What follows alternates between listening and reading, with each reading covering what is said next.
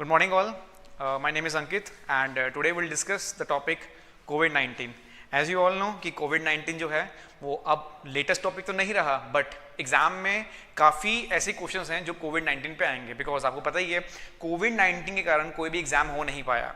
तो वो दिसंबर से लेके जो अब तक टाइम पीरियड चलेगा अगस्त तक, आने वाले टाइम पे कोई भी एग्जाम्स होंगे सितंबर में अक्टूबर में जो भी एग्जाम होंगे उसमें ये खासा पूछा जाएगा आपसे। क्यों पूछा जाएगा? आप जानते हैं इस पे इतने क्वेश्चंस बन चुके हैं और मेन बात ये बेटा इसके अलावा कोई चीज़ और हाईलाइट हुई ही नहीं, तो यही हाईलाइट में रहा। ये इसके बारे में चर्चा हुई, इसके बारे में बात हुई, इसने इकोनॉमी पे क्या इम्पैक्ट कर दिया, लोगों की लाइफ कैसे चेंज कर दी इसने, ठीक है, जीने का तरीका बेटा कैसे चेंज कर दिया। तो वो सब कोविड-19 जो है उसके बारे में हम बात करेंगे। हम ये बात करेंगे कि इसने इन्वायरमेंट पे क्या इशू, मतलब अब देखिए इन्वायरमेंट बहुत अच्छा हो गया है, ठीक है, तो उस पर भी एक इफेक्ट है। उसके बाद इकोनॉमीज का बहुत बुरा हाल हो गया है, उस पर भी एक इफेक्ट है। हमारी ह्यूमन लाइफ पे भी इफेक्ट है, अनएम्प्लॉयमेंट रेट पे भी इफेक्ट है, बैंक्स के लोन पे भी इफेक्ट है, तो हर जगह में इफेक्ट पड़ा है इसका। तो आइए देखते हैं क्या क्या इफेक्ट पड़े हैं इसके। पहला इफेक्ट बेटा, और हम पहले जानेंगे कि आखिर ये है क्या इफेक्ट, तो हम जानेंगे साथ में कि कोरोना ओरिजिनेट कहां से हुआ, हमें ये मालूम होना चाहिए, ठीक है। कोरोना ओरिजिनेट कहां से हुआ, इंडिया में फर्स्ट केस कहां मिला और कब मिला, ठीक है। कोविड-19 ये नाम किसने दिया इसको, किस फैमिली से बिलोंग करता है कोविड-19, सार्स और मर्स के बारे में पता होना चाहिए आपको। Swear acute respiratory syndrome, middle east respiratory syndrome, ये भी पहले ऐसी बीमारी भी आ चुकी हैं, तो आपको ये भी मालूम होना चाहिए जो मेरे को लगता है, ठीक है। और इफेक्ट ऑन इकोनॉमीज क्या है, ठीक है। तो एक एक करके हम लोग सारा क्या करने वाले हैं बेटा, डिस्कस करने वाले हैं। तो पहला पॉइंट हम डिस्कस करेंगे कि कोरोना का ओरिजिनेट कहां से हुआ। कोरोना जो है बेटा वो ओरिजिनेट कहां से हुआ, तो एक सिंपल सा है मेरा कोट, समझिए ध्यान से बेटा। एक चाइनीज ट्रेवलर है, एक चाइनीज ट्रेवलर जो कहां ट्रेवल करते हैं, जो ट्रेवल करते हैं बेटा थाईलैंड। चाइनीज ट्रेवलर जो थाईलैंड ट्रेवल करते हैं, ठीक है। उनको जब वो थाईलैंड में पहुंचते हैं तो कुछ सिम्टम्स देखे जाते हैं। अब सिम्टम्स कैसे हैं, सिम्टम्स है कफ, सिम्टम्स है ब्रीदिंग में इशू, सिम्टम है बुखार, सिम्टम है स्मेल चले जाना, सिम्टम और क्या है, लॉस ऑफ टेस्ट, ठीक है। तो ये सारे क्या है बेटा, सिम्टम है इसके, ठीक है। तो जैसे ये भाई साहब यहाँ पहुंचते हैं थाईलैंड में तो इनको कोरोना पॉजिटिव पाया जाता है, तब तक टेस्ट नहीं किया जाता। ये वापस जाते हैं, दिसंबर की ही बात है, दिसंबर 2019 की, ये वापस जाते हैं कहां पे, Hubei province, Hubei province, Hubei province, Wuhan, China, ठीक है। यहाँ पे मेन जो है कोरोना यहाँ से एपिसेंटर बन के बाहर निकलता है। अब अगर हम थोड़ा समझे इस बात को कि ये कैसे फैला, ये कैसे फैला, और आपको जान के हैरानी होगी कि सिर्फ 8000 टोटल केस आए थे, सिर्फ 8000 टोटल केस आए थे पूरे चाइना की हुबई प्रोविंस में। तब भी इतना डर था लोगों में, क्योंकि इससे क्या थी, इससे सीधा मौत हो रही थी, इसका इलाज नहीं है, इसके लिए कोई मेडिसिन नहीं आई थी, कुछ नहीं कर पा रहे थे हम, जो कि अभी रशिया ने बोल दिया कि हम ले आए हैं। और रशिया के जो पुतिन साहब हैं, जो प्रेसिडेंट है वहां के, उन्होंने अपनी बेटी पे उसका ट्रायल भी कराया है। बट उसको छोड़ के हम इधर आएंगे और समझेंगे। जैसे ही ये पता लगा कि ऐसा कोई वायरस फैला है, मैं थोड़ा सा टॉपिक से हट रहा हूं आपको एक चीज बताने के लिए, कि जैसे ही पता लगा कि ये वायरस फैला है, कहा गया कि चाइना से जितनी फ्लाइट्स आ जा रही हैं वहां पे उसको बंद कर दिया जाए, ठीक है। चाइना से जितनी फ्लाइट्स आ जा रही हैं उसको बंद किया जाए, ये कहा गया ट्रंप द्वारा, डोनाल्ड ट्रंप द्वारा। बट डब्ल्यूएचओ के जो हेड हैं, डब्ल्यूएचओ आप जानते होंगे सारे, वर्ल्ड हेल्थ ऑर्गेनाइजेशन, डब्ल्यूएचओ, जिसके हेड कौन है, टेड्रोस एडनोम, टेड्रोस एडनोम। जो डब्ल्यूएचओ के हेड है बेटा टेड्रोस एडनोम, वो क्या कहते हैं, वो कहते हैं कि ऐसा कुछ नहीं है, ये ऐसे नहीं फैलता, तो आप फ्लाइट्स क्या रखिए, आप फ्लाइट्स जारी रखिए। अब फ्लाइट्स जारी रखते हैं, बट ये धीरे धीरे धीरे धीरे जो ये कोरोना है ये फैलना शुरू होता है। अब कोरोना फैलेगा, कहां फैला, यूएस में फैला, इंडिया में आया, और बहुत कंट्रीज हैं, इटली में बेटा बहुत काम खराब किया इसने, मैक्सिको गया, ब्राजील है, बहुत ज्यादा काम खराब किया।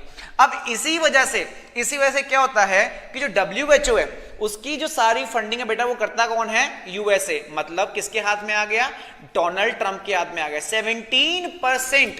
17% ऑफ द फंडिंग डब्ल्यूएचओ कौन कर रहा है, ट्रम्प साहब कर रहे हैं, मतलब यूएस कर रहा है। तो उन्होंने क्या किया, बोले हम क्या कर रहे हैं, हम रोक लगा रहे हैं आपकी फंडिंग पे। क्यों? क्योंकि आप चाइना बायस्ड हो, आपने चाइना के फेवर में जो है वो डिसीजन लिया है, जानबूझकर आपने फ्लाइट्स को जारी रखा, इसीलिए हम क्या कर रहे हैं, हम जा रहे हैं आपको आपकी फंडिंग बैन करने। बट जो सेकंड सबसे बड़ा कंट्रीब्यूटर है वो है bill and Melinda Gates foundation, 10% उनका है। तो उन्होंने कहा हम इसको बंद नहीं करेंगे, मतलब ट्रम्प द्वारा जो 17% था उसको क्या कर दिया गया, उसको रोक दिया गया। ये मैंने आपको बात बीच में इसलिए बताई बिकॉज ये भी लेटेस्ट इशू कवर करता है, ठीक है। अब आपको पता लगा कि दिसंबर में जो था, दिसंबर में कोरोना वायरस शुरू हो गया, ठीक है, दिसंबर में कोरोना वायरस शुरू हो गया। बट आपको पता होगा इंडिया में कब आया, अराउंड जनवरी 29, अराउंड जनवरी 29 को ये इंडिया में आ गया।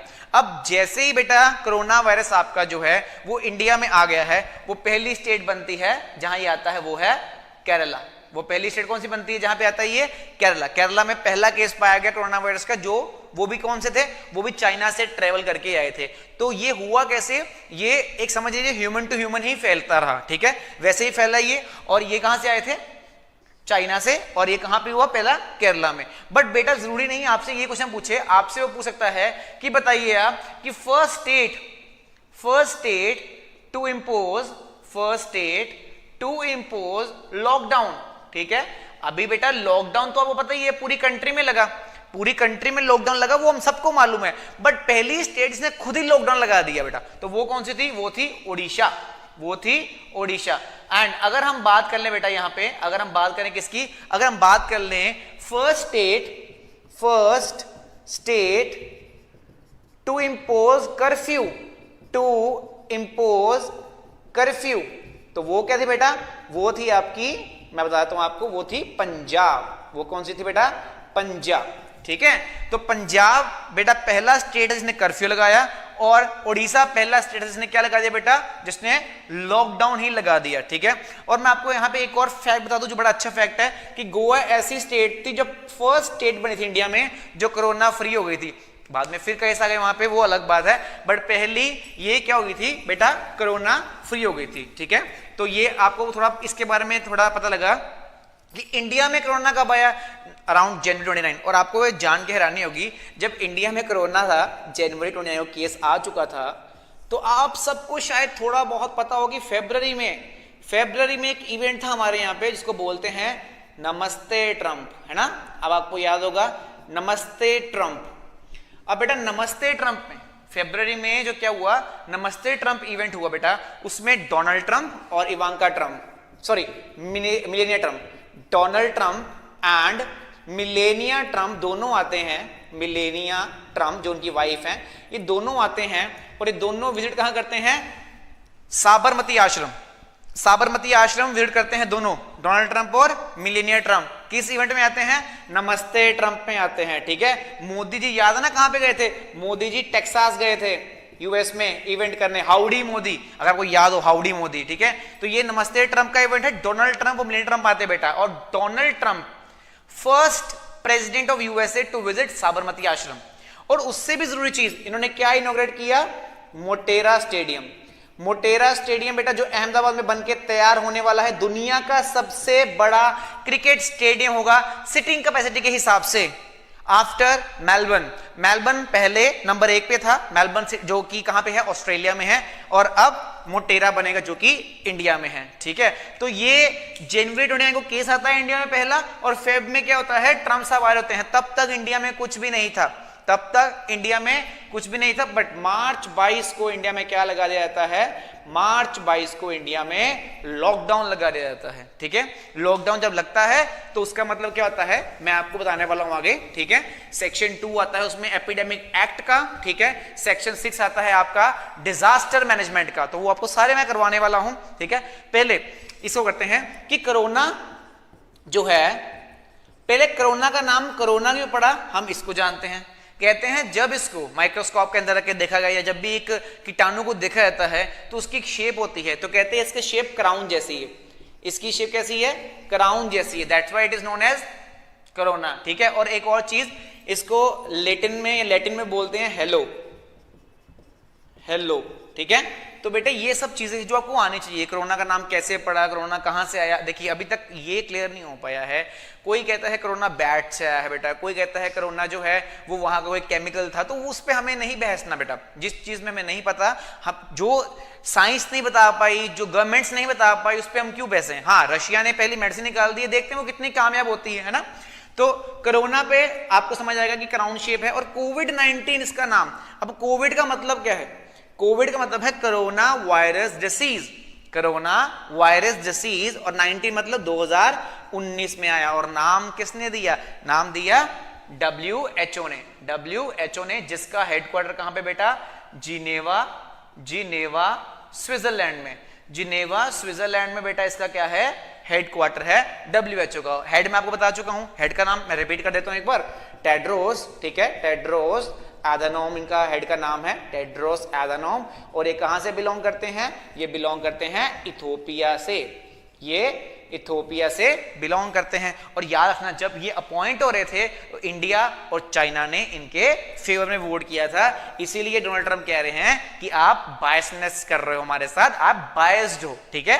तो ये चीज आपको समझ आनी चाहिए कि WHO ने क्या दिया बेटा? इसको नाम दिया है, ठीक है। क्या नाम दिया है?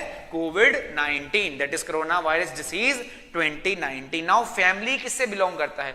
ये फैमिली बिलोंग करता है नीडो वायरस से बेटा। कौन सी फैमिली से बिलोंग करता है बेटा? ये नीडो वायरस, ठीक है। जो कोरोना है वो नीडो वायरस फैमिली से बिलोंग करता है।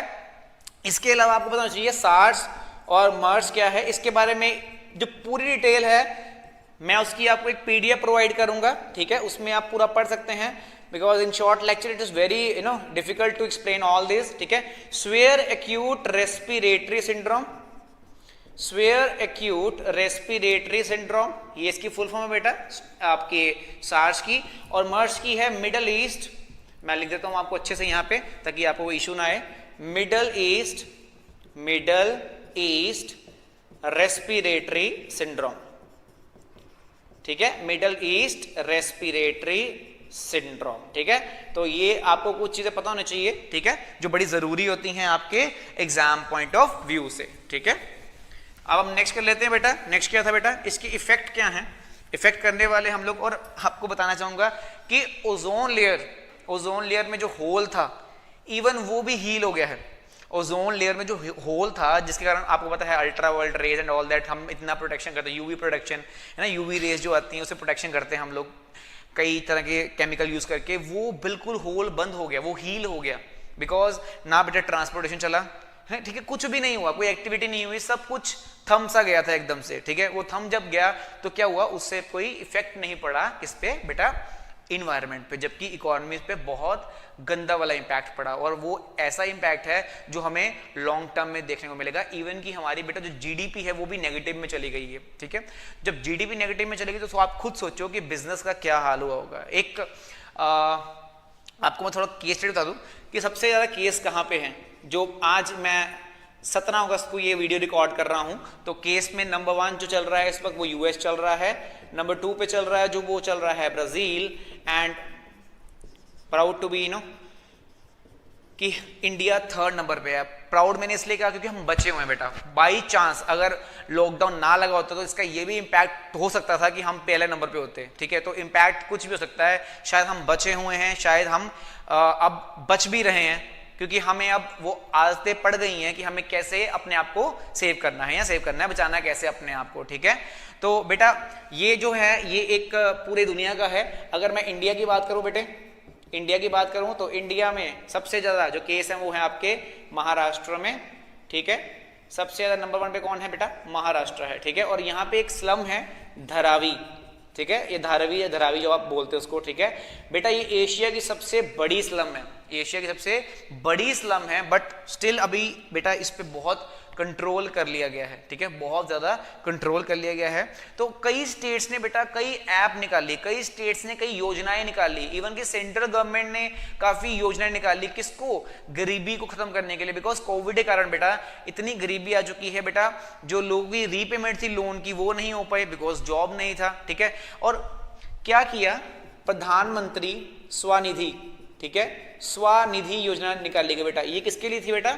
स्ट्रीट वेंडर्स के लिए। जो स्ट्रीट वेंडर्स हैं बेटा वो 10,000 तक का लोन ले सकते हैं, ठीक है। इसके अंदर जस्ट अपना नाम देना, अपना आधार कार्ड देना है, कुछ ज्यादा फॉर्मेलिटीज नहीं है, आप आराम से लोन ले सकते हो बेटा, स्ट्रीट वेंडर्स जो होते हैं, ठीक है। तो प्रधानमंत्री गरीब कल्याण योजना, प्रधानमंत्री गरीब कल्याण योजना शुरू की गई, ठीक है।